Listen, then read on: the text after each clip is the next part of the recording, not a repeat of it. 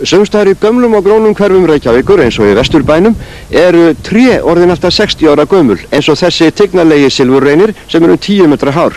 En það er óalgengt að tré standi beint upp úr bílskúrunum. Þegar bílskúrun var stækkaður fyrir 17 árum var myndarlegur hlynur í veginum sem þar hafði staðið allt síðan byggt var á lóðinni 1930. Eigandi hússins vildi þá fella tréð en fékk ekki til þess leyfi byggingarnefndar og ákvað því einfaldlega að byggja bílskúrinn utan tréð. Síðan hefur það teygt sig upp úr þaki bílskúrsins og haldið áfram að hækka og blómstra. Í morgun var tréð hins vegar fellt, en hvers vegna? Húsið er að fara á sölu og það er náttúrulega kann áhuga sem kaupendur að þykja þetta furðulegt. Það kom náttúrulega tréð upp úr þakinu og ég fór svona aðtöða málin og þá kom það þetta út svona að það bara hendilegst að fá leyfi til að saga niður tréð og það gekk ágætlega.